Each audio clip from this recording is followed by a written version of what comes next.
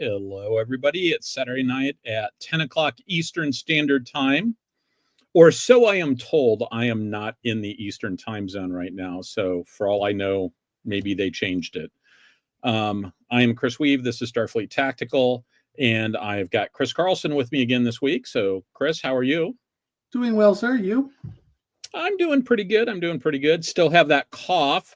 So longtime viewers of the show know that once I start coughing, I cough for 3 to 6 months. So I during the countdown, I was unwrapping cough drops. Well, so I have the ready locker full of cough drops right next to me. Going to the Midwest where it's cool and wet is not a good place for that cough to be. Well, you may recall I started off in the Midwest where it was cold and wet. I know. In fact, when I first started, I work in Ohio now, live and work in Ohio. But I had spent a lot of time in Virginia. And so my very first team meeting, somebody started with here in the Midwest. And I went, stop right there. I'm from Iowa. 4 letters, 3 syllables, mostly I's and O's. It's the same place. But in any event, we're going to talk tonight. I've been threatening for a long time to talk about something that I call the carriers of large objects, because that's one of the things that's in this set of documents that I'm very interested in. And so Chris has come on board. We're going to talk about that. I didn't call it that in the run up when I created the show. And after looking about it, I realized there's probably 3 documents we're going to look at with a 4th sort of thrown in for some flavoring and maybe some references to a 5th. But it's 3 topics worth. So that's what we're going to do this evening. And so thank you very much for being on the show. There is a quick quiz you have to sometimes do when you're on the show. So let's see if you can get this right. Chris, am I speaking for my employer?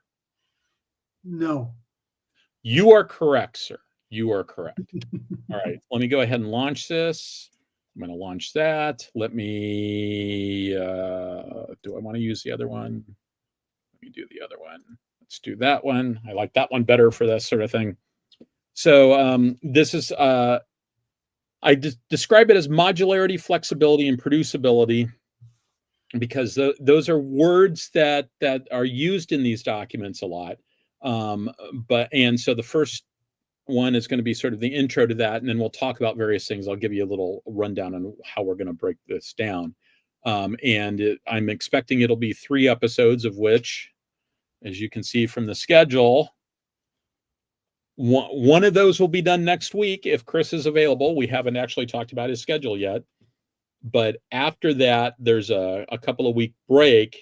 And then I'm available again, because basically what that boils down to is I'm going away for a science fiction convention on the 23rd, and then the following week is Thanksgiving, and so I'm heading out to Philadelphia for a science fiction convention, and then I'm hanging out in that part of the country for the following week. I have no idea. I'll probably be back in Ohio by the time the 30th rolls around. I may not get back until the next day. I think I'm probably going to be back by then, but I won't have had time to put together a show. So that's the plan. And then we'll do a couple of shows, and then there's Christmas time, and I'll be traveling for Christmas. So, but the next couple of episodes are as Chris is available to come and talk, I'll do the carriers of large objects stuff, and then you can see the other stuff that I've got in the immediate ready locker there. Now, I should say that the stuff we're going to talk about today is based upon some stuff that's written by a living author, who's a guy I actually know. I don't know him particularly well, but I've known him for a while, and we occasionally game together. He does not know I'm doing this. At some point I should probably tell him, but I'd like to emphasize, I added another core caveat, which is I often interpret other people's works. They may or may not agree with my interpretations. So, it's entirely possible that if Mike Bosworth were here, he'd say, "What are you talking about, Chris? You don't know, you've got it all wrong." I don't think he would say that, But you know, it's worth pointing out that this is my interpretation of somebody else's work. It is not necessarily their interpretation of it. Okay. So today is background and introduction. And then part 2 is going to be general fleet architecture stuff. And then part 3 is specifically the carriers of large object stuff, because this is sort of like setting the stage for the type of issues we're talking about. And then the next one will be about the specifics of the entire fleet structure. And then in that third one, he talks about, that's specifically mostly going to be about well-deck deployable combatants. So in other words, things you can put in the well deck of an aircraft, of an amphibious ship, or or a dedicated amphibious ship that's specifically designed for that use, and what those things would look like. And so that's where we're going to go with that. So now for the big question, Chris. Yeah. How are you going to tie this into science fiction ship construction? Oh, we're going to talk about that. I'm going to tie that. That's going to be a constant theme. In all this. I mean, just making sure.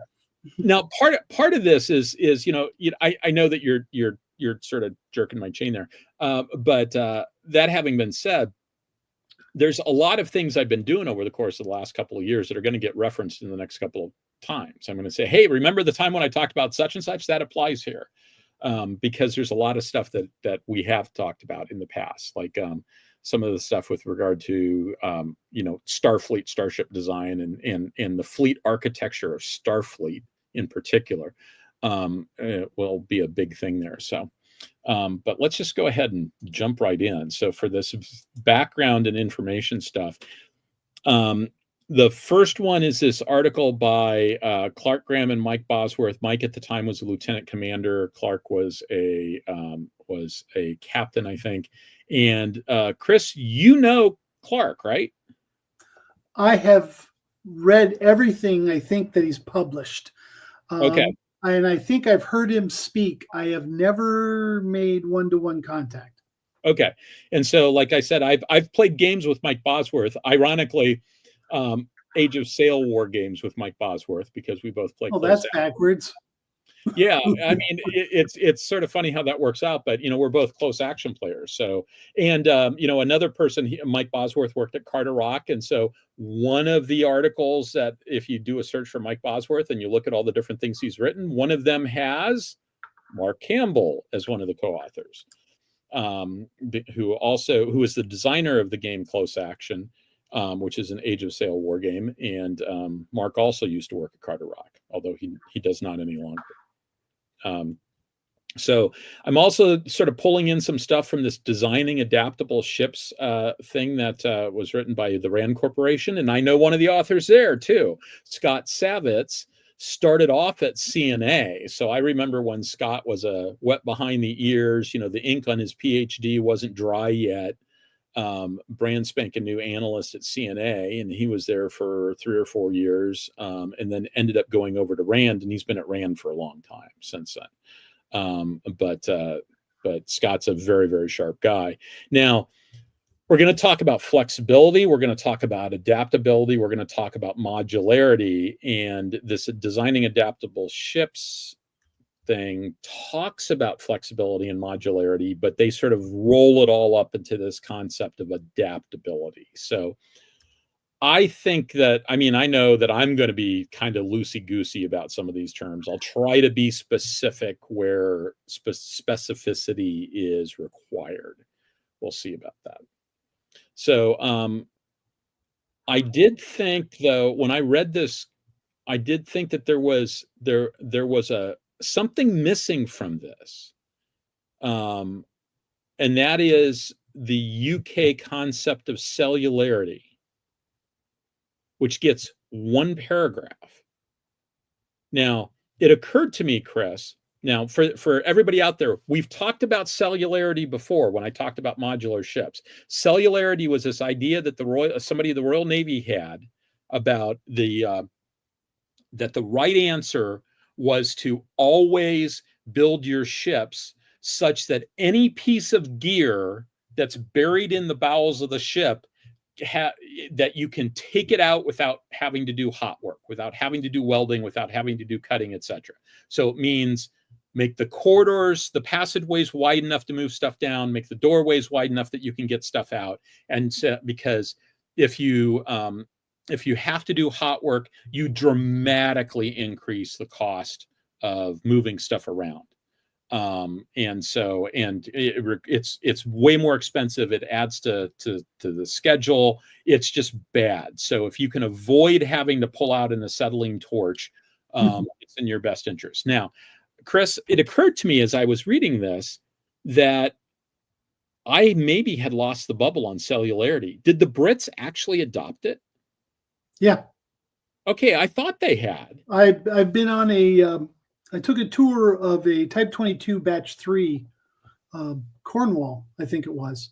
Okay. That center corridor was huge. And it accessed all the main areas. Like you could pull out a gas turbine into the center corridor and get it replaced. I think some of the combat system stuff would have been problematic.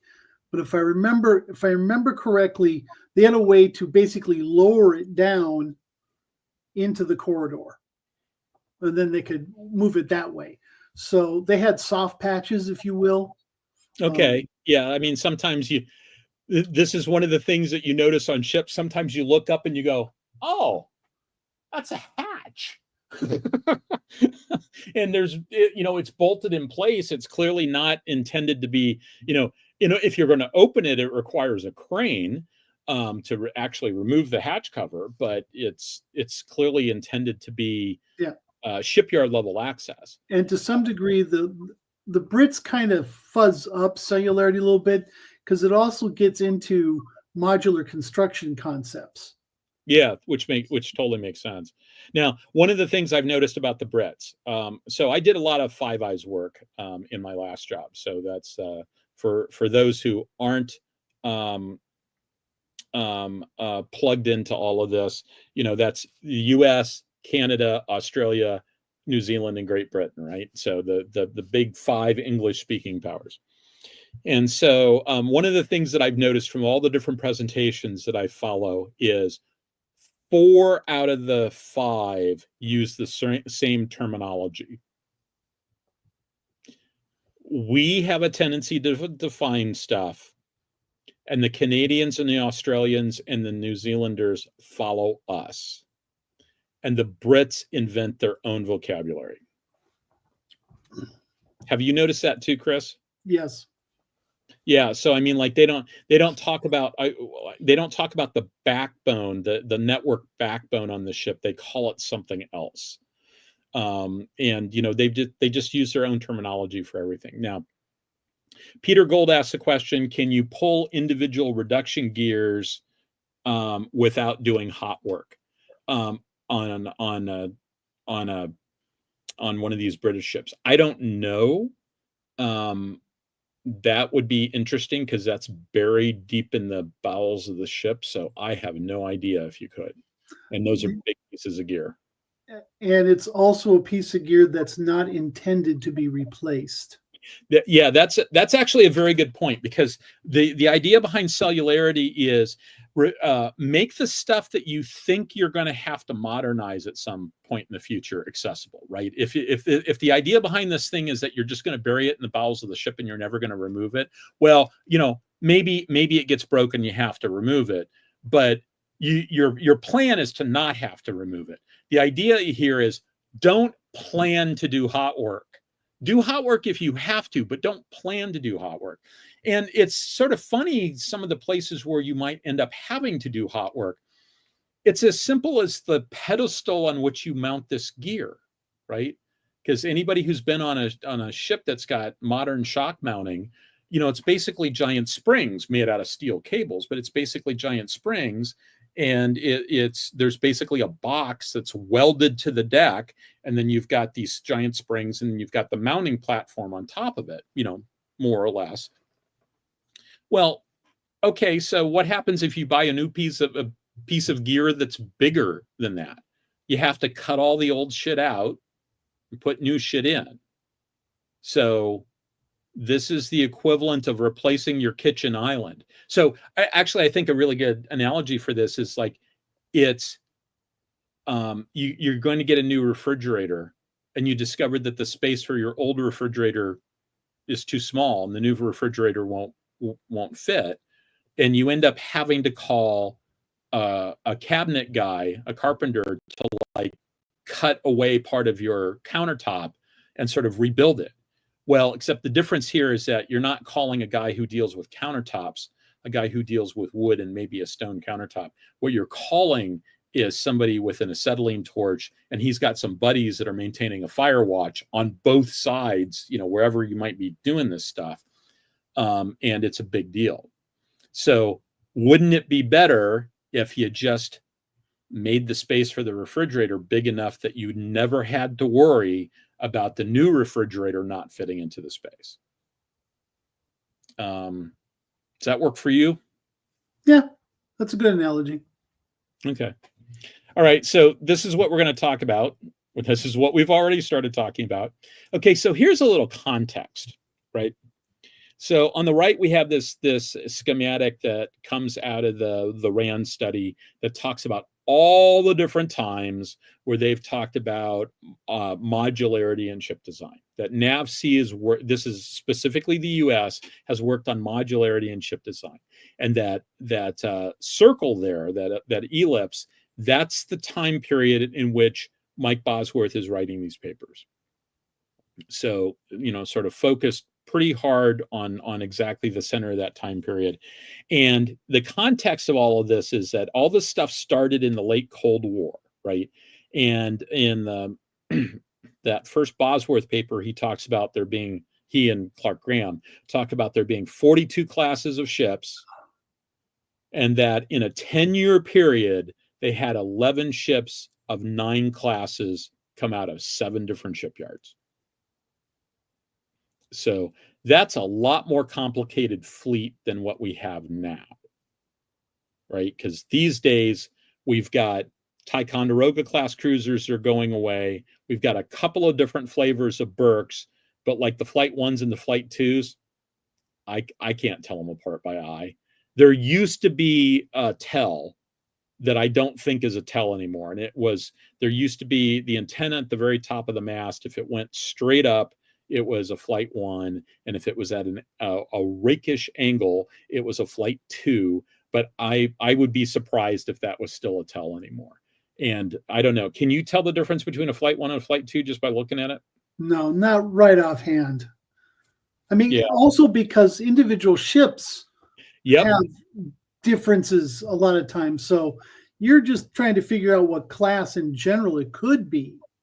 And that's one of the things that they talk about here. I think it's in the RAND study talks about how that's always a problem with the shipyard, that when they interviewed the shipyard guys say, yeah, the Navy never gives us good information on that. The Navy gives us, here's what the plan was for this class of ship. Here's what the basic load was. And every one of them is different. And sometimes they start off different. Sometimes they change over time. And like, for instance, my first time at sea on a destroyer was DDG 78, USS Porter. My second time at sea on a destroyer was DDG 77, USS O'Kane, right? They were the last 2 Flight 2 Arleigh Burkes. You would think these ships would be pretty similar. Well, one was built at Bath Iron Works, one was built in Pascagoula, and the doors were in different places. Like the door to the Commodore's stateroom, it's on a different wall, going out to a different corridor. It's like, and I just, I'd wander around the ship and go, what the hell? Because I just run into all these little things where it's like, yeah, that's not how it was on the other ship. And that's just 2 different shipyards. So let alone, now ponder what it must be like in Starfleet, where you've got somebody like Geordie or Scotty just making mods to the ship, because they're using the replicator to create new stuff, and they're just making mods to the ship. I would hope that they would have the level of anal retentiveness that the United States Submarine Force is famous for, and they're recording all of these mods. And every time they file a report with Starfleet, it includes like, oh, by the way, this is all the stuff we changed since the last time we sent you an update. This is all the stuff we changed today. And so by that point, hopefully there's this big database that includes all the information there. But let's see. So also late Cold War, you've got this robust building program. I mean, we weren't talking 600 ship Navy by the time 1989 rolled around when that first article was written, but we were still trying to get close as we could. About that time period, there's some important transitions. The first one is the Ticonderoga class cruisers are coming into the fleet. And with the CG-47 was Ticonderoga itself. Now, Chris knows. Does anybody else know why I called out Bunker Hill? So I'll give you a couple of seconds to think about it, and then I'll turn to Chris and say, Chris, why did I call out Bunker Hill? This isn't hard, Chris. This is the easy answer. First VLS Aegis ship. First VLS ship, right? And VLS is huge, right? And I will admit, it took me a while to figure out why VLS was so clearly the right answer. I knew that it was the right answer. It just sort of seemed to be, it was the right answer, but it's like clearly the right answer. And the answer is it allows you to upgrade the weapons a lot easier. And, you've got all these weapons below deck, right? So if you want to have a big missile load, you got to carry the missiles, and it doesn't matter where they are. It's not like they get smaller if they don't have their own little door to get to the outside world.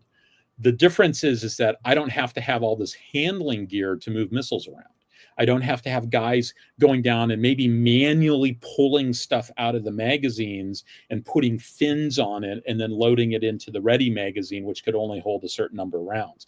Basically, if I've got a DDG and I've got 96 missiles on that DDG, I've got access to all 96 missiles on that DDG within certain constraints, right? All 96 tubes on that DDG. And if I build a bigger missile, as long as it fits in that tube, I can make it fit in the tube. Now, you do pay a little bit of a penalty. Those old launchers could actually train in a particular direction, whereas VLS, everything goes up and over. And if you've got a sea skimmer coming in, maybe up and over isn't the most efficient way to get to the target that it's shooting at. The other thing is, each one of those doors is an individual maintenance headache. I don't know how much maintenance they require, but everything requires maintenance. Every door requires maintenance at some point or another. So if I've got 96 little hatches, those are 96 little things that I have to at least inspect and verify that I don't have to do anything with, that they're good to go and I don't have to do any maintenance on them. So it's, you always pay a little bit of a price, but compared to the maintenance on that door, compared to the maintenance of the handling machinery that was going to move missiles around below deck, my guess is it's not even close. So, Chris, you've studied this way more in depth than I have. Anything I'm missing on that? Any other thoughts? No, the big thing that you're kind of missing with VLS. Mm-hmm. One, it was incredibly adaptable because you could have what was called then the short module, or they called it eventually the tactical module, which means it wouldn't carry long-range air defense or Tomahawk. So, but everything else about it was still the same. Yeah, it's same dimensions this just way. The length is short. Not as long. Right. But the big thing out of VLS which is not really, that gets missed, is because I'm not having to mechanically move missiles, my rate of fire goes up by an order of magnitude. Instead of 15, 20 seconds between shots, it's a second or two. Yeah. And, you know, with those with those handling mechanisms, they're designed for the missile. I mean, I don't think I emphasize that enough, right? So if you want to go from Terrier to SM2, you have to like cut the ship open and put new gear in. And now you're an SM2 shooter. You're not a Terrier shooter anymore. Well, if you replicate the form factor, the dimensions were roughly the same, but there are different aspects that you would have to futz with. Yeah, and in this case, from those tubes on a VLS ship, I can fire SM2, a bunch of different flavors of it, most of which are pretty similar to them in terms of what they look like on the outside, right? I can fire SM3, which is a lot bigger missile. I can fire SM6, which is also a different form factor. I can fire Tomahawk. I can fire vertical launch ASROC. And I can fire ESSM, Evolved Sea Sparrow Missile, which those are in a quad pack because they're a lot smaller missiles, so I can fit 4 of them into one of those cells.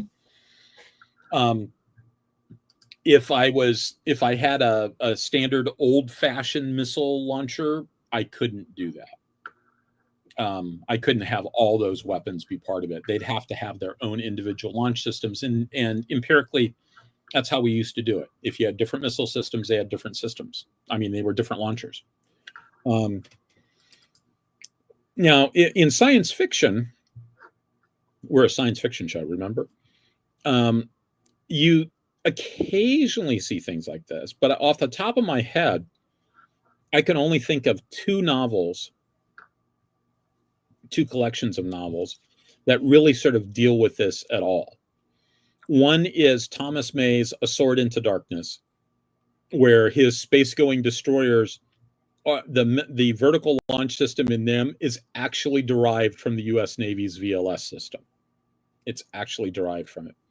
You know, I'm going to turn my ring light off because it just randomly changes brightness every now and then. So I'm just going to be in the dark because I'm tired of it just randomly changing brightness. So let me turn that off. The other place you see this, Chris, is Traveler.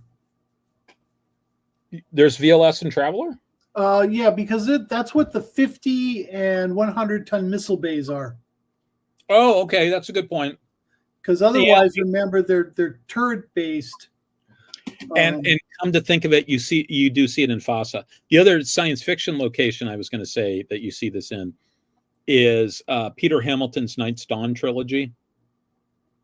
Although I think you've got like a cluster of launchers, and I think they're actually being fed from underneath. Oh, you also seen a bunch of Japanese stuff. Robotech, you see it in.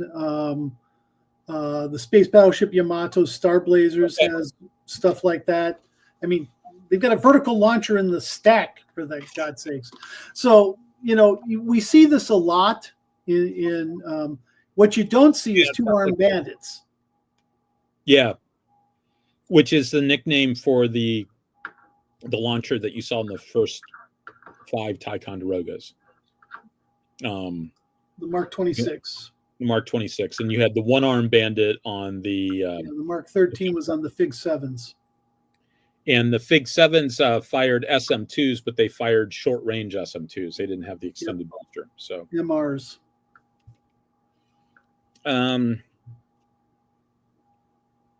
Bob says, I thought Drake's Honorverse used VLS-like tech as well.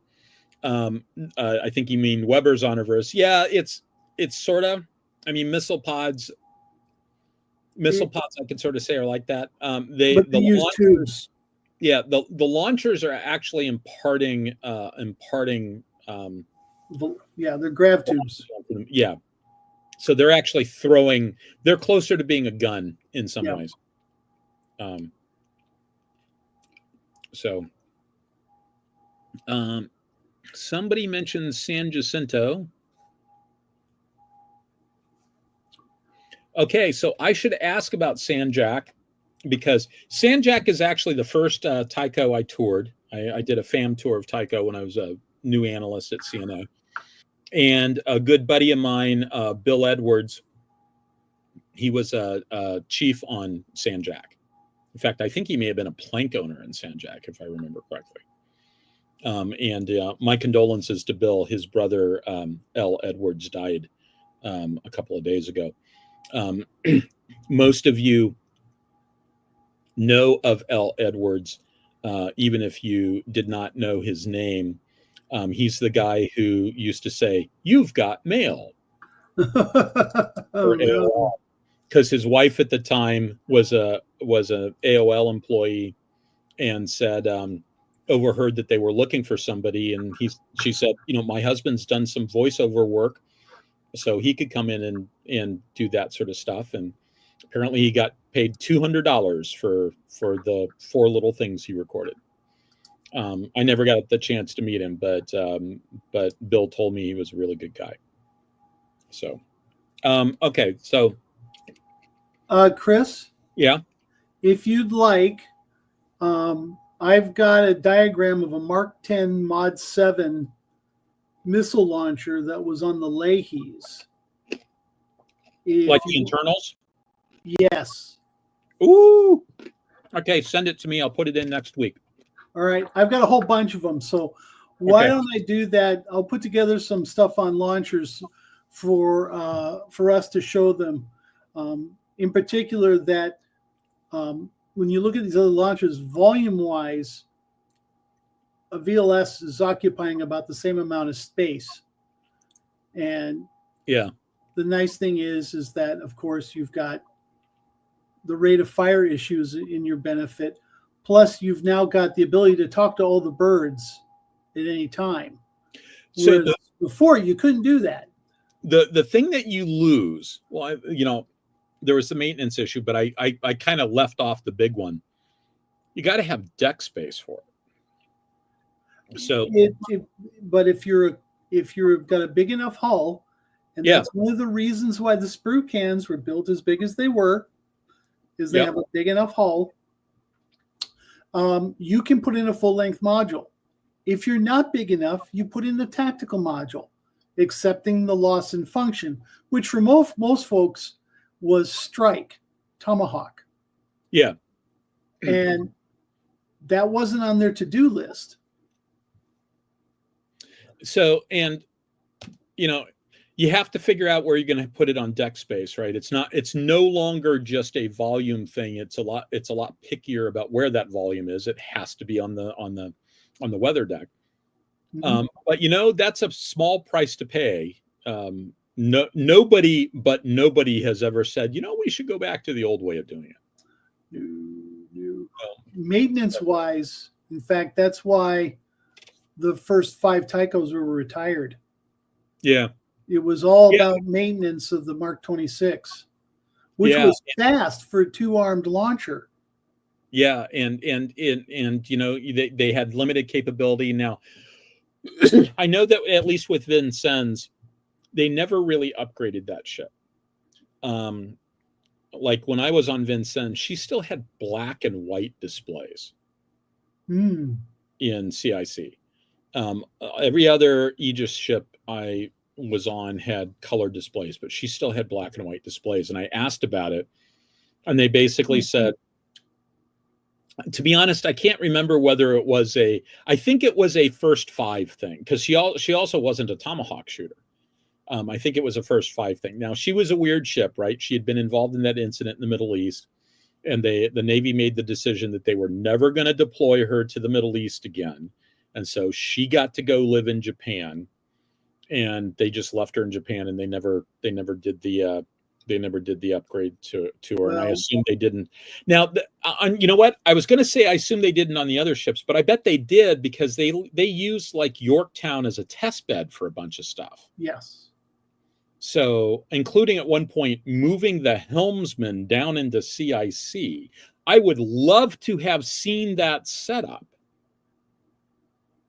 But that was just crazy. They were also the ship that they let Microsoft write the code, and the claim is that at one point they were dead in the water because of blue screen of death. Oops. I think that was exaggerated a tiny little bit. Now, the other downside that you talked about was minimum range. Yeah. Now, mind you, there's minimum range for an SM2 medium range, and there's a minimum range for an SM2 extended range. And regardless of whether the SM2 ER came off a rail or was vertically launched, your minimum range was based on burn time of the booster. Yeah, that makes sense. But the other one, the medium range one, you lost about a nautical mile of reaction minimum distance. But that just requires you to put thrust vectoring on the missile. That's a solvable problem. ESSM, vertical launch ESSM, does not have that problem. Yeah, that doesn't surprise me. Well, ESSM was sort of intended as the weapon of last resort. So, well, second to last. It's almost the Block 2s almost have the same range as the early SM2 MRs. Do they really? You're out to just beyond 18 miles. Wow, that's a more capable missile than I thought. Well, I guess that makes sense. Although it's always weird when you take an air launch missile and turn it into a ground launch missile, because by the time you get to the Block 2, your reference to an air launch missile is all the way gone. Yeah, it's basically just the form factor. It's a bigger diameter all the way up now. Is it really? Oh, Yes. I didn't realize that. Okay. Just like PAC-1 and PAC-2 missiles for the Patriot system. Look nothing alike. Yeah, it's a new missile. I mean, PAC-1s were essentially like a Nike Ajax form factor or something like that. It was like a really old missile form factor with just new shit in it. Whereas PAC-2s are a brand spanking new missile. And we do that all the time. We call it, we say that it's the same thing when in reality it's totally new. That's just to hide it from Congress. There's a lot of truth to that. Okay, so here's some of the current shortcomings that Mike talks about as to why you might want to think about these things differently. And we're going to get into the fleet that's a natural consequence of this next time. But he starts off talking about the current ships have the current fleet design has highly observable ship signatures. You can spot these things from a long distance away, and more importantly, you can discriminate from a long distance away. Right? Oh, that's here. Not sure of that. It all depends on what sensor you're talking about. Well, I mean, the radar cross-section of a Nimitz does not look like the radar cross-section of a Tycho. Oh, I agree, but a radar cross-section of a Nimitz is indistinguishable from a Forrestal. True. We're talking about discrimination of classes of ships, and the other thing is that we that concentration of operating functions basically means we put all the good stuff on the carrier. And so if you take out the carrier, you lose a big chunk of the combat capability. And so part of what he gets into, and we'll talk about this some more the next time, is he talks about we should not put all of our eggs in one basket. It's a classic example of the two different ways you can approach it. You can either put your eggs in one basket and then defend that basket, or you can take the eggs and spread them out into multiple smaller baskets on the theory I'm more likely to lose a basket, but losing a basket isn't going to kill me anymore, right? Part of what the argument he's making here is that if you make it harder for the bad guys to discriminate between what the various targets are, you make a bunch of them look the same. They might want to preferentially target something, but they can't do that at a distance anymore. They're going to have to get closer.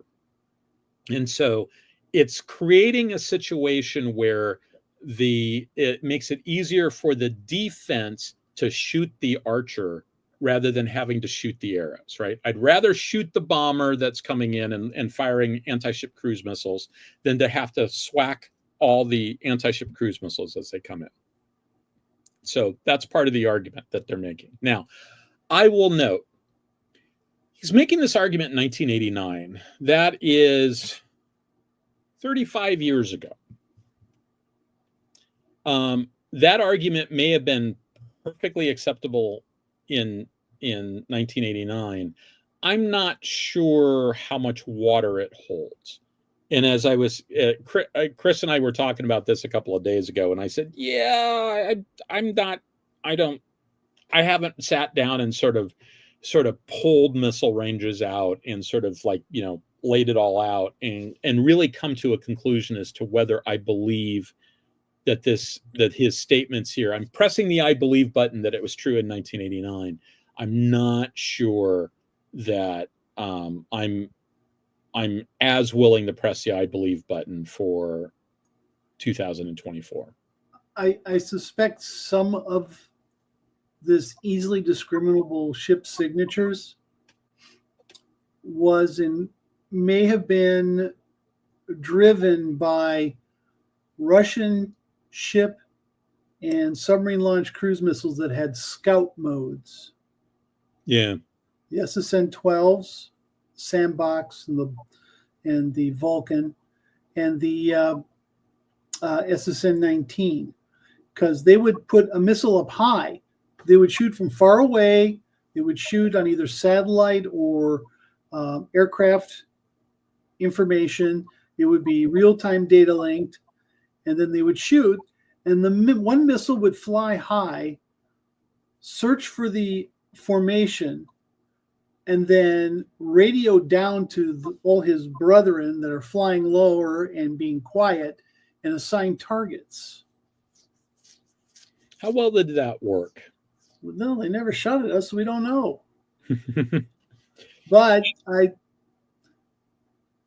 I think it's of interest because, you've always heard about that concept of the blip enhancer, the ULQ-6. I bet you didn't know that was only designed to fool the sensor, the radar of the attacking platform. It did nothing against the missile. That part was never fielded. Oh, I didn't know that. Yeah, Alfred Price has some pretty interesting words on that. So this is one of those interesting things about the real world versus science fiction and Star Trek in particular, right? Oh, yeah. Star Trek just has magic sensors everywhere. They're just magic, right? They can.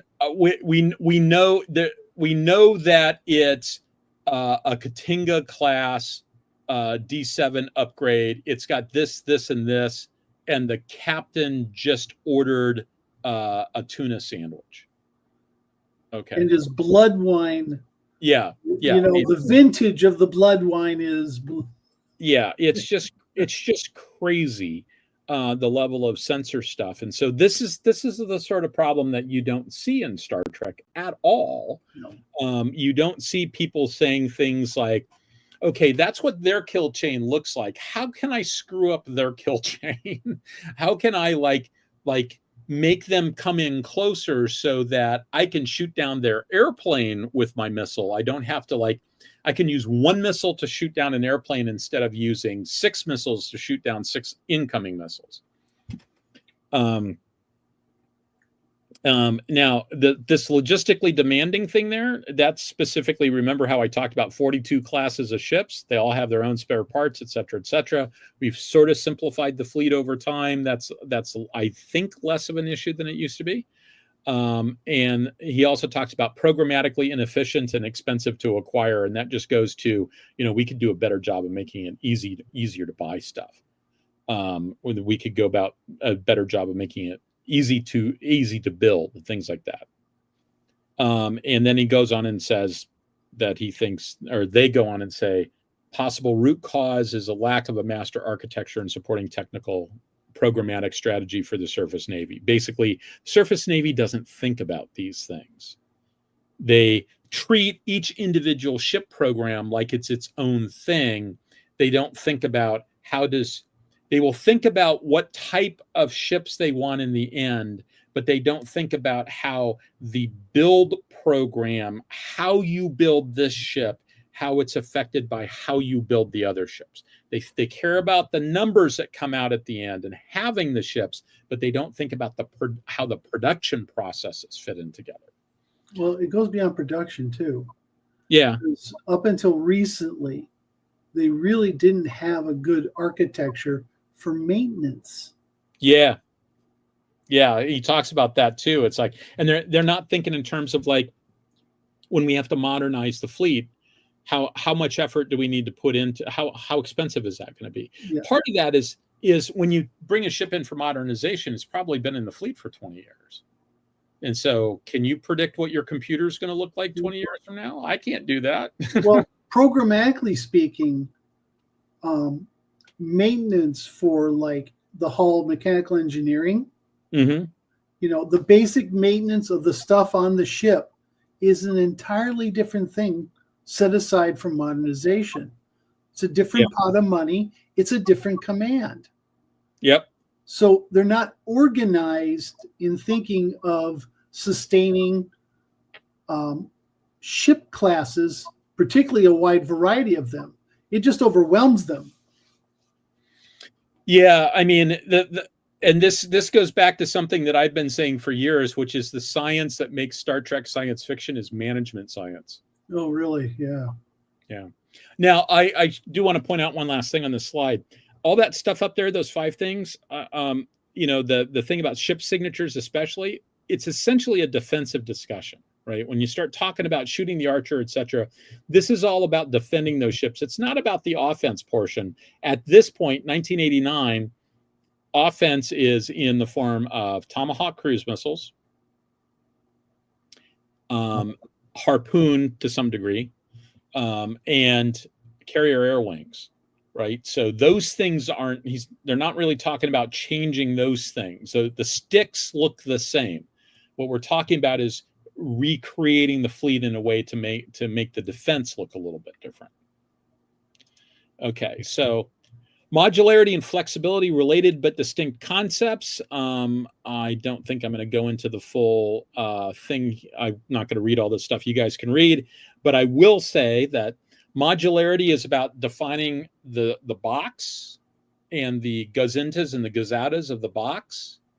Flexibility is really more about designing everything around the box in such a way that you can put a different box in that may be a bigger box, may have different requirements. So there's this weird interplay between modularity and flexibility, in that on the one hand, they both kind of are pointing in the same direction, but in other ways, modularity is about locking down all those interfaces. Flexibility is about at least having the possibility that you might expand the interfaces and expand the size of things. So modularity can be thought of a function, whereas flexibility is support for that function. Yeah. Be it hydraulics, compressed air, electricity, cooling water, whatever, space. Flexibility allows you to use what you've got to handle bigger loads, if you will.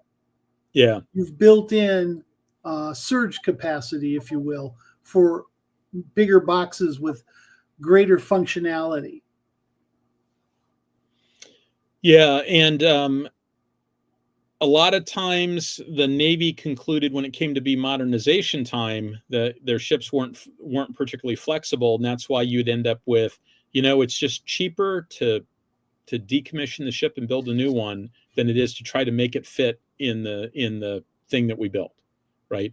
And part of that is just, acquisition cost is a big driver. You want the acquisition cost to be as low as possible. Well, one way that you can make that acquisition cost, at least the conventional wisdom says, don't make it any bigger than you need it to be, because the conventional wisdom says that the cost of ships is directly proportional to the weight of the ship. Now, remember we did when I did that presentation on ship design, mm-hmm. and I mentioned the US rule of 138. Yep. That was manpower cost for working on the system exposed, working in a module or a compartment, and the 8 in terms of manpower requirements is working in the hull. Yeah. So and the Brits said that's optimistic. They called it 1510. I can believe that. So working in the hull, i.e., having to do hot work to get into things, to pull things out and replace them, it takes 8 times the amount of time as if you were just building it into the system. That's what kills older ships. Yeah. Particularly older ships that may not have the ability, the flexibility to handle the new equipment, which means I've got to change out more than just the functionality. I've got to add cooling. I've got to up the electrical. It's when you get all these put together, the costs cascade, because now I'm replacing a cooling pump. Well, that's times 8 in the man hours too. Yeah. And the cost just explodes. And it's hard to predict what things are going to look like 20 years down in the future. Yeah, that's it. Yeah. Now, there's everything that I read here expressed some skepticism at the idea that it really cost has to be proportional to weight. I think that makes the assumption that a lot of things are the same, and they're basically making the argument that no, we're changing some of those basic assumptions. Yeah. If you build a ship that's a really tight fit and you have to sort of Tetris everything in, that's going to be more expensive than if you build it with a lot of space. Steel is cheap, relatively speaking. Well, I think it was a English shipyard president. Steel is cheap and air is free. Yeah. But Mike Bosworth's master's thesis, mm-hmm. he comes right out and says costing due to weight is a myth. It's a fallacy. And as you're reading it, that's and this is, I'm interpreting what he's talking about. And that is, I think his thesis is 1985. Yes. He's making hits at outfit density. Yes. Where if you have more volume to play with, even though it's a bigger, heavier ship, that it would be cheaper to manufacture. And you see a lot of that discussion in Europe, and you see that in Japan. I did a paper for the War College where I used outfit density to help estimate man hours to produce Chinese ships.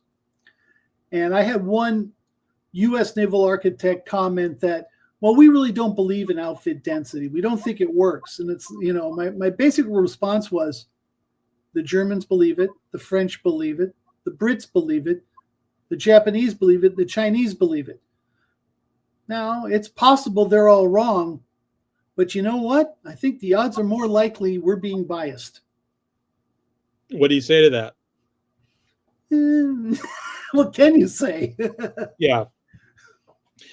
There was an example in one of the things that might have been in the RAND study that talked about specifically the PHMs, that they're trying to make them light.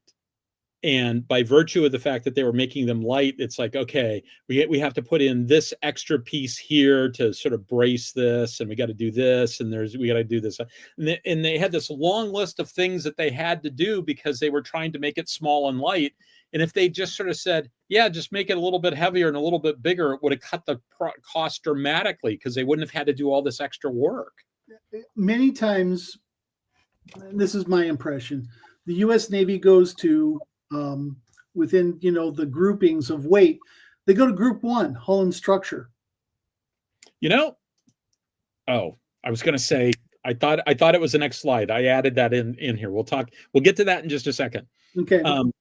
Here's areas where they talk about for adaptability areas. Power, cooling, support for personnel, space, and bandwidth, right? You know what I'm not seeing here? What? Maintenance. Ease of maintenance. Ease of maintenance. Well, I think that fits under space, actually. I think there's when he was talking about space, it was growth space, like weight and stability. Okay. Fair enough. And that's a big deal. I've talked in the past about how the German North Seas fleet in World War One, by virtue of the fact that it really was the North Seas fleet, even though they called it the High Seas fleet, they were able to use. They designed ships that were maintenance nightmares because they never expected to have to maintain them at sea. They'd just go back to port. Whereas the Brits, who had an empire that covered the entire world, had to make the assumption that they were going to be doing maintenance in the field. And as a result, they had to build a little bit more margin in to make it easier to maintain. Gee, I wish the U.S. Navy would have read that little piece of history. Then they would have thought twice about the LCS. Yeah.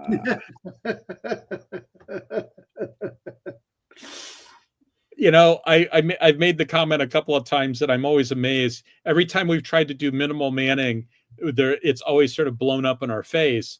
And so now we've decided that the solution is to have no manning. Stand by. Okay, so here's the extended ship work breakdown structure that you started talking about. So structures, we're talking mostly about structures for this, right? Well, this is the place where you can get the most weight reduction. Yeah.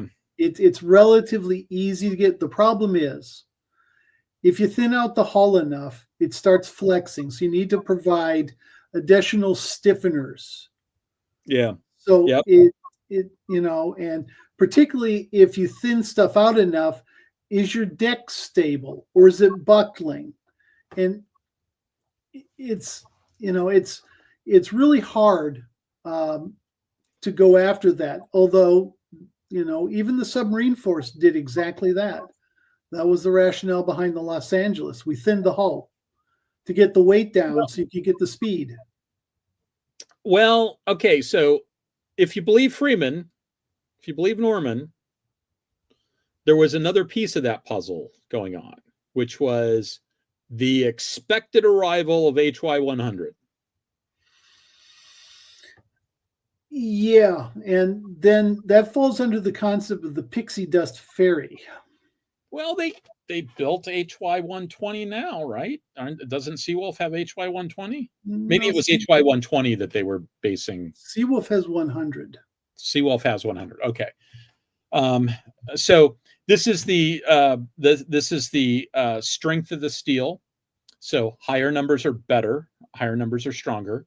And so the idea that they originally had, according to Norman Friedman, who's a very meticulous researcher, the idea that they originally had was with the Los Angeles class submarine that they were going to use the steel industry was predicting the imminent arrival of HY 100. All these things have long lead times, so it takes a while to get there.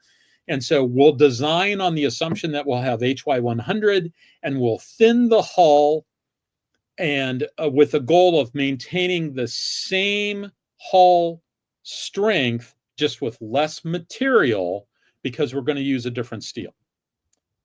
And then the steel industry was late on their delivery of HY 100. And so it ended up being built with HY 80. And they, as a result, and this is all in Friedman. If you read Friedman, Friedman will tell you that the operating depth of the Los Angeles class submarine is less than the submarine class before it. In fact, that is my go-to statement on submarines. If I see a submarine book that I haven't seen before, I'll pick it up and I'll look up Los Angeles class hull stuff or Los Angeles class diving depth. And if it says that it's, it's more capable than the submarine before it in terms of diving depth, I put the book back down because the guy didn't do his research. Mm-hmm. It's my litmus test for that. When I go to a Chinese restaurant, I order General Tso's chicken. When I pick up a submarine book, I check the depth of a Los Angeles. Well, that wasn't the only thing they did. Los Angeles has only 2 bulkheads. Yeah. The reactor compartment. Everybody else has got a few more. Yeah, the permits have 5. Yeah. Some of the Russian boats have 7. Or 8. at some point they just sort of decided that, if I go to the bottom, I'm going to the bottom. Well, the emphasis Don't get hit. The emphasis went down. If you can't detect me, you can't shoot me. Yeah. It was don't get hit. Now, and the other thing is, I have yet to meet a submariner who thought that any of that fancy rescue gear meant anything at all. It's not all that fancy. Well, you're right, it's not that fancy, but you've got all the stuff where you're supposed to float to the surface, go out there. And every submariner I've ever talked to about it has said the exact same thing. It's like, well, if you don't believe that this stuff is, if nobody believes that this stuff is useful, why do you have it? So, Chris, why do you have that? Because if you sink in shallow water, actually during a peacetime issue, you have a way to get off. That's actually never the answer I get. You know what the answer I get is? Because of Mom. Makes the wives feel better. Yeah, it's because I can tell Mom about all the escape gear and all the training I've had on the escape gear. So, so a brief talk about signatures. That previous slide talked about signatures. So here I made a list of all the signatures I could think of off the top of my head. Effluence just basically means that ships leak oil, ships throw garbage overboard, et cetera. And so, it's something you can detect. Science fiction had some other signatures there that you could potentially detect at longer ranges. And if you're in Star Trek, you can tell what the captain had for dinner last night because the sensors are that good. So, okay, so the section on the right comes straight out of Mike and Clark's paper. It talks about how the transition path to get to the next Navy is, it's going to take you 40 years to get to the next Navy. And it's interesting because they were writing this in 1989, which means, we're only 35 years later. We still wouldn't have fully transitioned to the future Navy that they were talking about. So you start with the current Navy and you've got everything in the fleet. And then for the first 20 years, the fleet mostly looks like the current fleet with some new stuff, but after about the 20-year mark, you sort of pass that threshold and it's looking more and more like the future fleet with a few old things left over. So the future Navy really sort of starts driving things a lot more. I do think it's worth pointing out that I don't think that model works for Star Trek for a couple of reasons, starting with the fact that the Earth is the same size that it was, when the U.S. Navy was founded, let alone 40 years ago, right? We don't have an expanding Earth that we have to build more ships so that we can go cover the water in the expanding Earth. The Federation is not static. The impression I get that by the time of Jean-Luc Picard, that maybe we're not going beyond some nebulous border as much anymore as we used to. Like you sort of got the impression in the Kirk era, every planet was a planet nobody had ever been to before. There was lots of planets that nobody had ever been to before. Whereas by the time Picard, that didn't seem to be quite the case. But it's still the case that Starfleet has an expanding problem. So my expectation is that in Starfleet terms, the fleet just keeps getting bigger. You don't have this sort of steady state approach. I also wonder, when you sort of take into account all the construction techniques and material science and the ability to do refits by replicating parts and things like that, whether the effects of the environment in Star Trek are as extreme as what the pounding that a sea ship takes, a wet Navy ship takes. Any thoughts on that, Chris? Well, in your expansion part, I think it's also worthwhile to point out that Starfleet's expansion is R cubed. Yeah, exactly. No, not that you can ever find a map that treats it that way. I know, but I'm just saying is that it's a 3-dimensional increase. Yeah. Navies tend to be largely 2-dimensional. Yeah, submarines can go a little bit deeper, but if you take a look at test depth for a number of boats, and Friedman has a bunch of the old ones. Let's say it was 1,300 feet. Go look at a map of the world's oceans. See how pathetically shallow that is. Yeah, I always say that submarines open up the battle space to 2.5 dimensions. At best. Yeah. And for all practical purposes, like if you were talking about it in gaming terms, you really only need to kind of record surfaced, PD, above the layer, below the layer. We do a little bit more than that because we let the layer move. Yeah, but I mean, the layer moves, and it's important to understand your relative position to the layer. The layer that Chris and I are referring to here is not the it's the seasonal thermocline, not the deep one. Yeah, the seasonal one. The oceans are not homogeneous.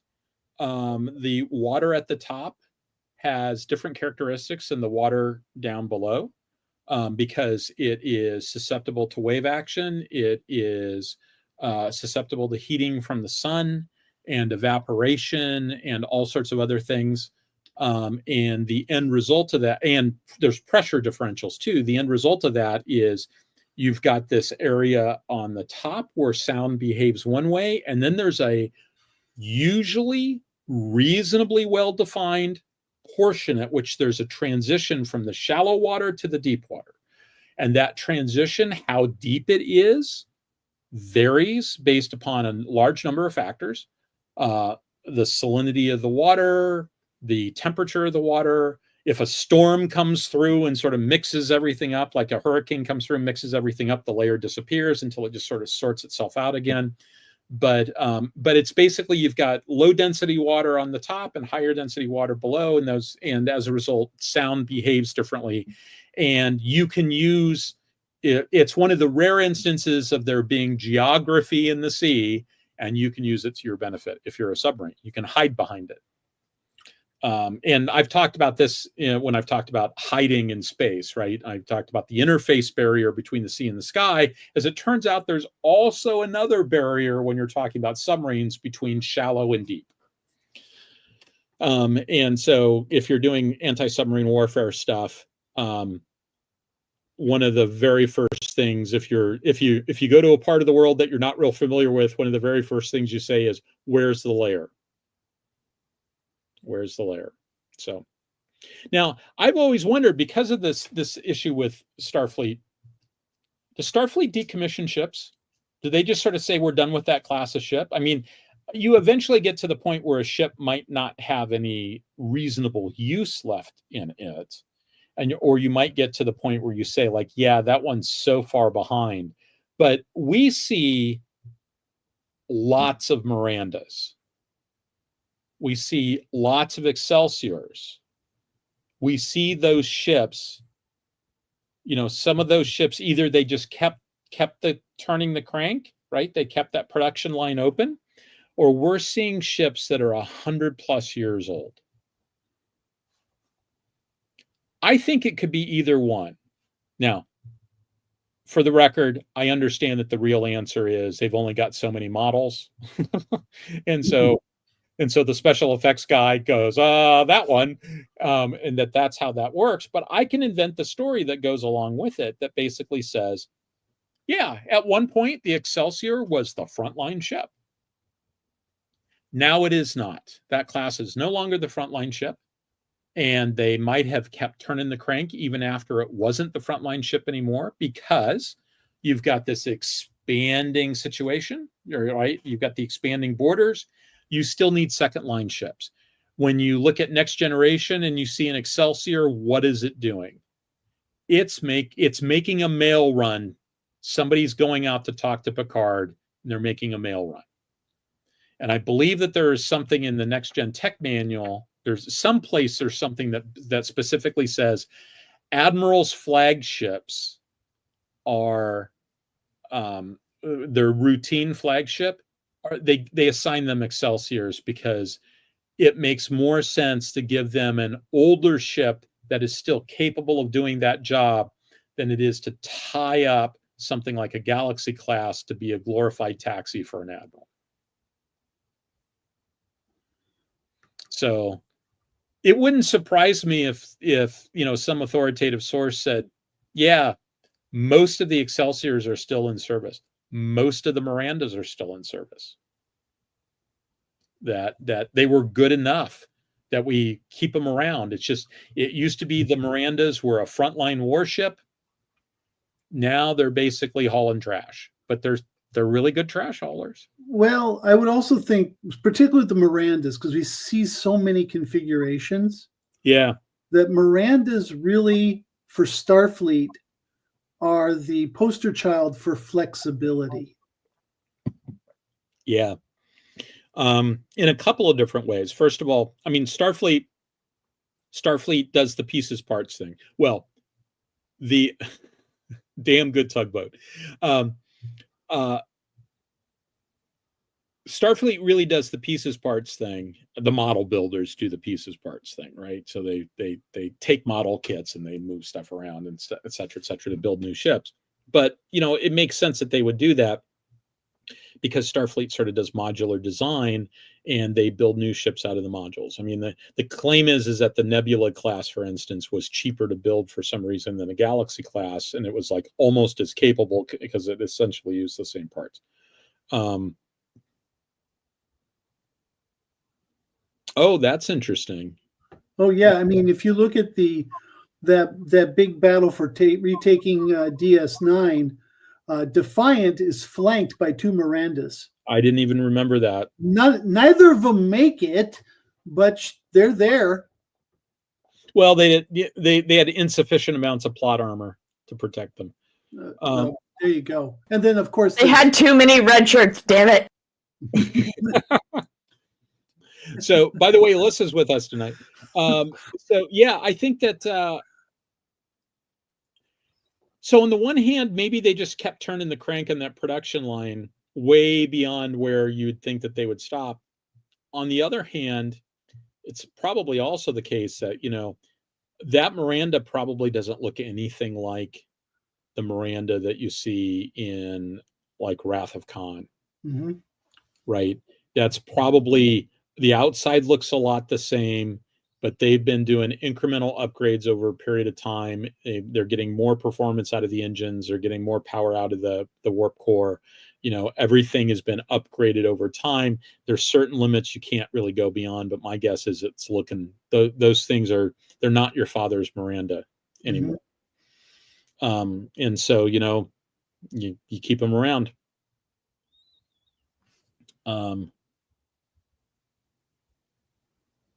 Yeah, I mean that's part of the deal is that you for things like that you can only go so far, and a lot of it depends upon what your thing is intended to do. I mean, B-52s no longer have the penetration mission, but then again, nobody really has, except for B-2s have the penetration mission. We don't really think of B-1s as being penetrating bombers in the same way anymore either. But a B-52 is a really, really well-designed truck, in part because they made it big and they made it heavy, and so as a result of that, structurally it's still good, and so they're keeping them around, and it's just amazing. I mean, they're spending a lot of money to re-engine these things and upgrade them. Yeah, I think that's probably the case, that they've probably upgraded all that stuff over time as they have to do maintenance on it. I mean, that's one of the things about having all the computing capability and replicating capability is that replicators at least give you the ability that you don't have to have large parts stockpiles to do stuff like that. And so when it comes time to do an upgrade, it wouldn't surprise me if by the time you get to next gen, every time you do an upgrade, you do a maintenance cycle like that, you download the latest version of the part and you replicate the latest version. And there's an entire part of Starfleet engineering that is doing nothing but increasing the capability of the parts for the old ships. But that's basically the definition of flexibility, Chris. It is. Yeah, definitely. Yeah, totally agree. Totally agree. So, I mean, I think that that's a very flexible force, and I think that they've got a different problem than the U.S. Navy does, and I think they do a really, but they've got a similar solution as to what Bosworth et al. Are advocating here. Mm-hmm. I think I'm trying to remember how many slides I have after this, because we're already at one.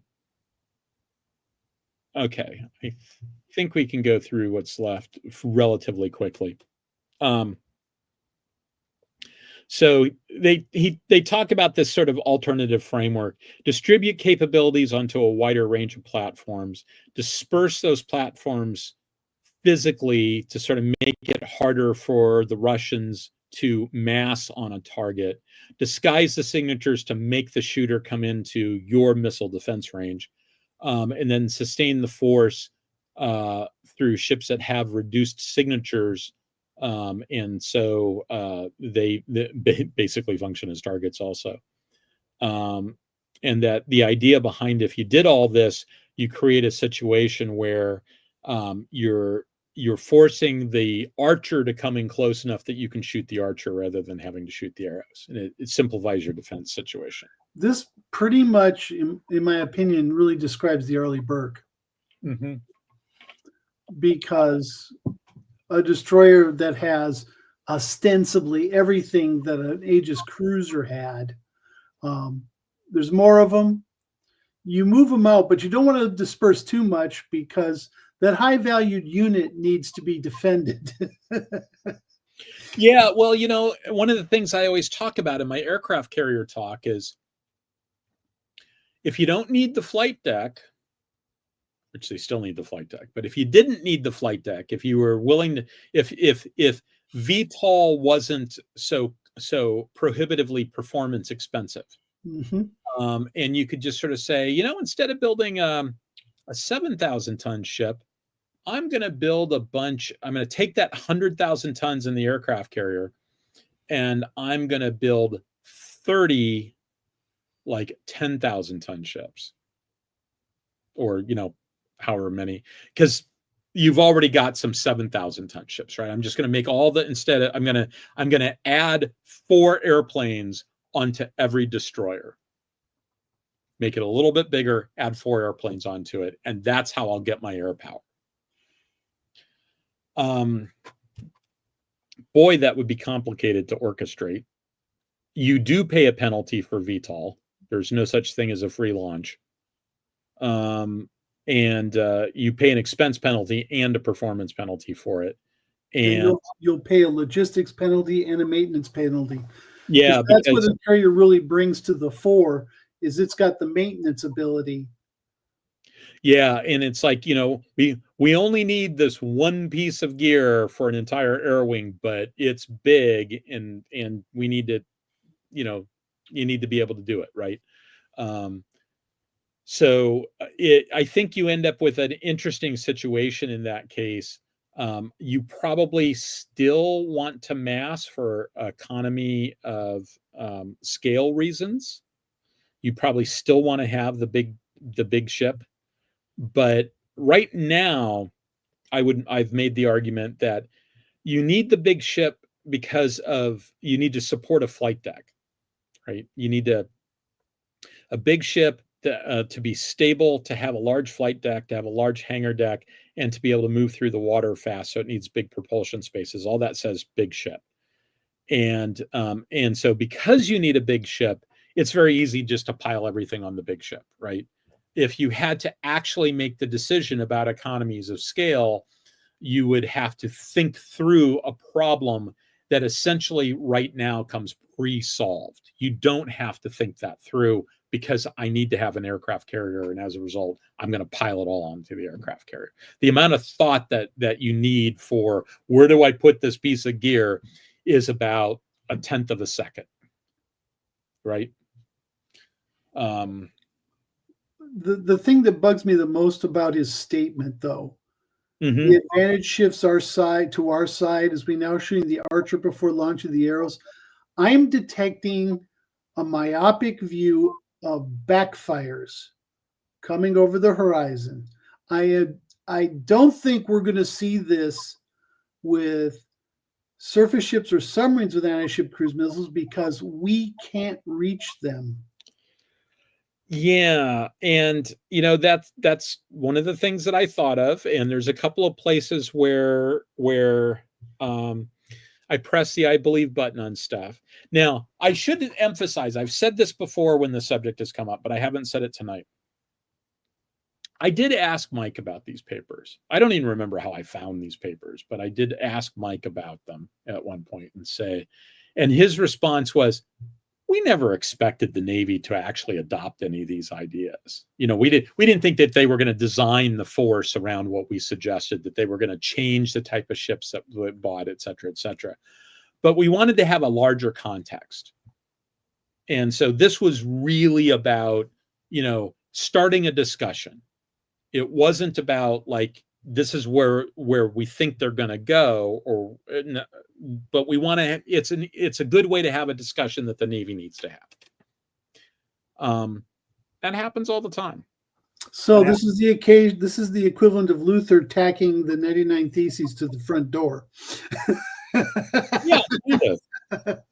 Yeah, it's like, yeah, we need like ship designers. We need to talk. We need to talk. So, okay, so what do I build? We'll get into this more the next time, but the idea is that something that sort of generically is the carrier of large objects. Some of those objects could be big logistics packages. It could be big numbers of troops, et cetera, et cetera. The idea is that you've got things that carry a lot of stuff, and then you've got something that he calls the scout fighter, which is sort of, scout fighter makes it sound like sea fighter, like it's some sort of LCS thing, etc. Street Fighter comes to mind. Yeah, Street Fighter. This actually predates Street Fighter. They're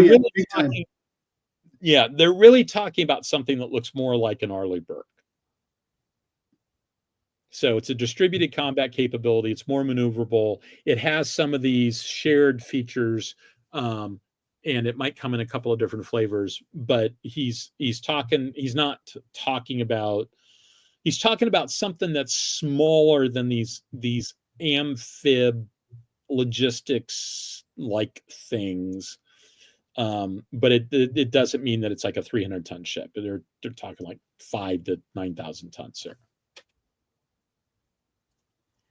Okay, so now we are at the end. Next time we're going to talk about the general fleet architecture, where it really is sort of looking at those different kinds of ships and what the common elements would look like. And there's lots of the images in the paper, and I haven't pulled all those out yet, but I'm taking lots of screenshots and putting them up to show you all the different ideas that they came up with.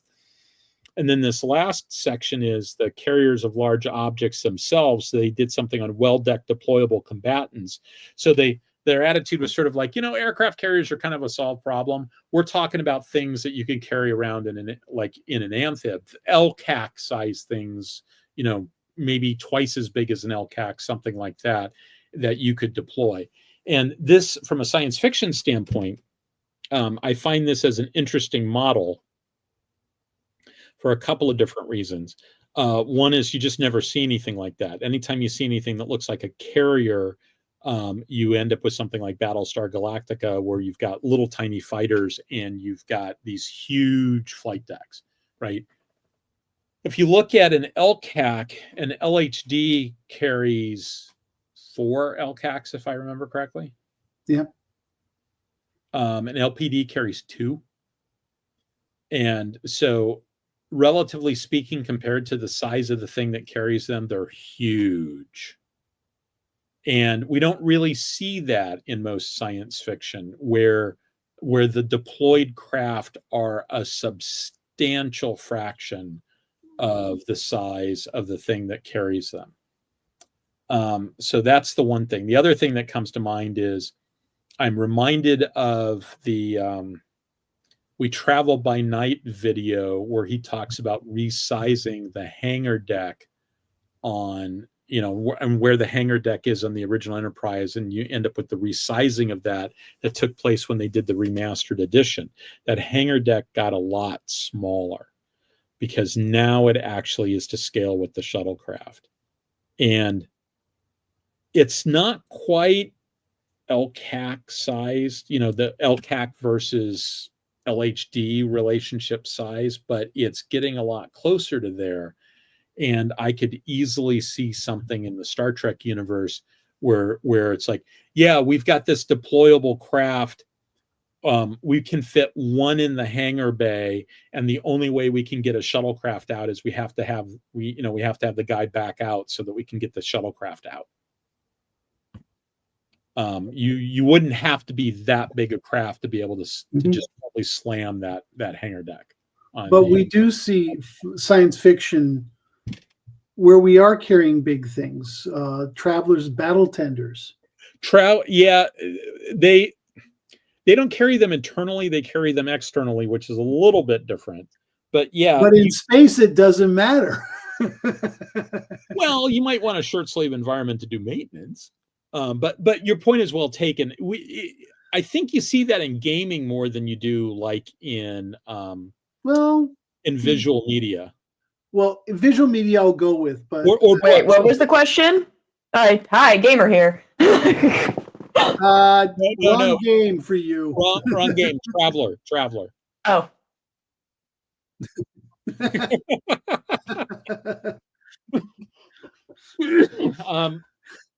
So yeah, it's like throwing a raw steak to a bunch of angry dogs. Let me tell you. But the one, you're right. In visual media, we don't see it. But I think or you read about it much. Yeah, the Honor Harrington CLACs make a whole lot of sense. Yeah, they're monstrous, but they're launching 25,000-ton attack craft. Yeah, that's and that has a shirt sleeve environment. That are approximately the size of Arleigh Perks. Yeah, a little bit bigger, but yeah. I mean, length and bit, they're fatter. Everything in the Honorverse goes to 11. Yeah, pretty much. It's just way bigger than. I mean, I could easily envision something where a ship would carry like 4 CLACs instead of carrying 80 or 100 or whatever it was that 100 or 200 or whatever. Yeah, it's either 100 or 200. I can't remember. It was 100, 110 with the Grayson version, and then the Havenites, the Avery class, had 200 because those were super dreadnought hulls. Yeah. So 200 scimitars. I need to go back and reread all that. I'm behind in doing a reread. There's so much stuff to read. So what do we got for questions? Because this is getting late. Yes. Let's see. A lot of them we've been covering along the way. Discussion about the Ani having a superior cruising speed over TNG ships. I'd have to go back and double check that. UNSC Infinity carried frigates internally in the Halo universe. Yep, that was a big ass ship.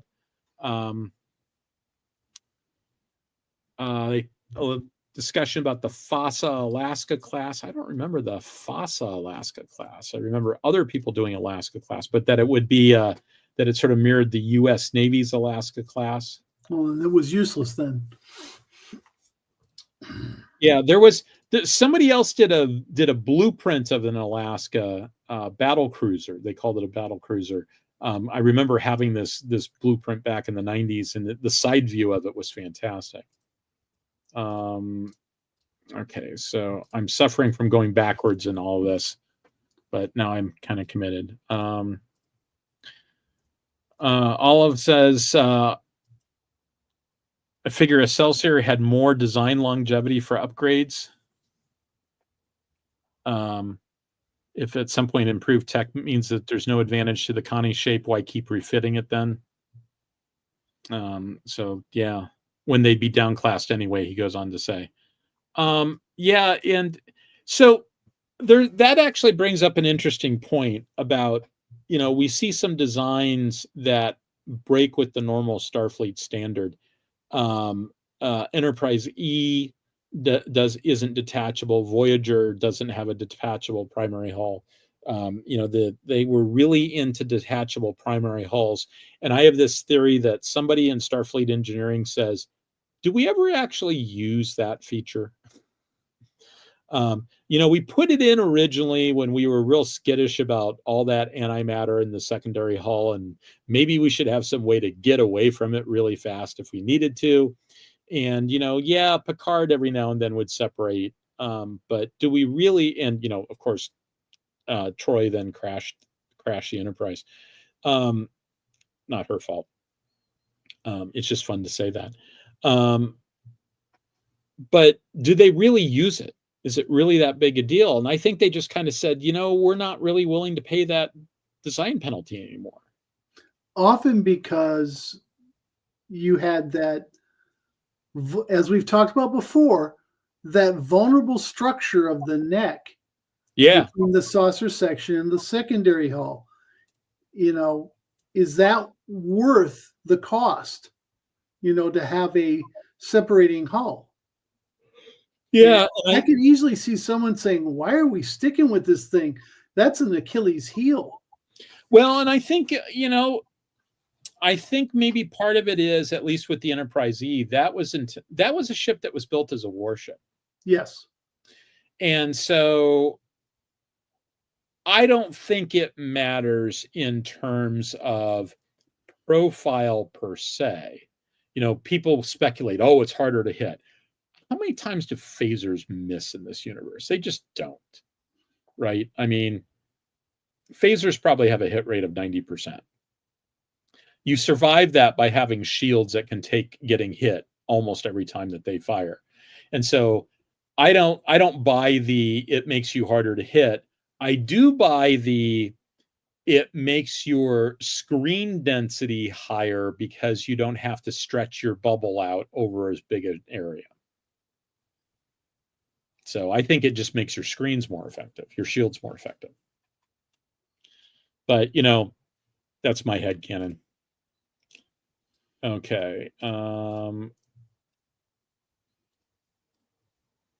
Yeah, I think Armano said B-52s of Starfleet before I brought it up as the analogy.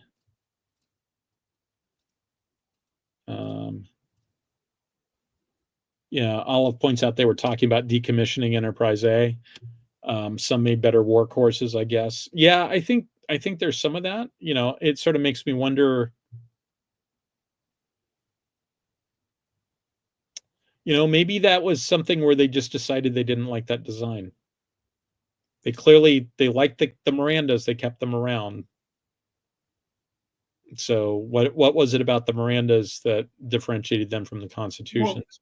Well, I think that the discussion that you and I had a day or two ago, that there's actually more saucer volume in a Miranda. Oh yeah, there's a lot more. Although I do wonder how much of that is taken up by the fact that it's got 2 hangar bays and they look like they're pretty good size. Yeah. But yeah, the internal volume of a Miranda, it just looks smaller than a Constitution class. It is not smaller than a Constitution class, Constitution 2 or an Enterprise class or whatever you want to call it.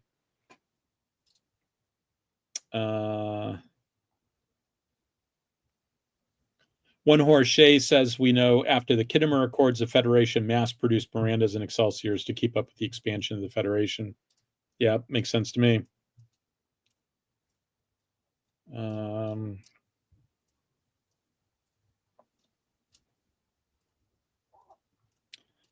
Okay. A little bit of set design discussion, stuff like that. Talking about the goes nowhere, does nothing markings on the pipes.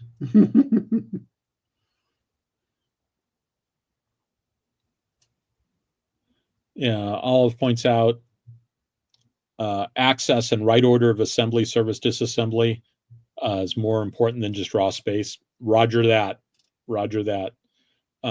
Space gives you the ability to do things like that, though.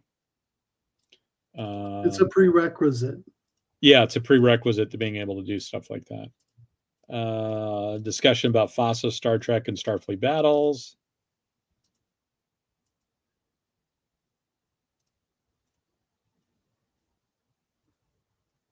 Okay, I think I'm back up near the top.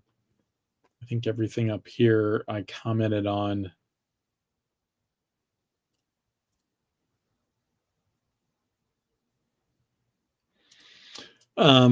Wright was creating a new song called 96 Tomahawks loaded on board to the tune of 100 bottles of beer on the wall. I like that. Never happened. We need SM2s and ESSMs. Yeah, I never saw Tomahawk fired. I did see Harpoon fired, and oh my God, was that loud. Yeah, rocket motors do that. Yeah, I'm forward of the gun on USS Porter. So I'm forward of the gun. And they fired from aft because that's where the missiles are. So I'm what, 400 feet away from this thing? Yes. And I did not put in my earplugs. Ooh. And I did not, because this is my second time at sea. And I realized that was a mistake not putting in my earplugs because it was effing loud. Yes, it was.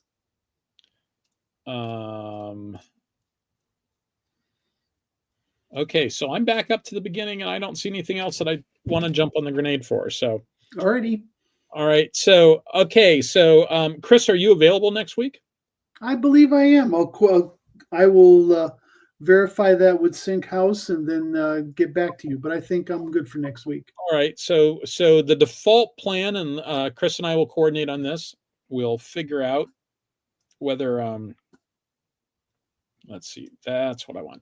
We'll figure out whether we're doing the next piece of this next week or whether I'm doing something else. And then there'll be the hiatus after that. So once again, I'd like to, first of all, thank Chris for joining me tonight. It's always good to have him on. Second, to bring greetings to everybody from Pat, who I talked to today.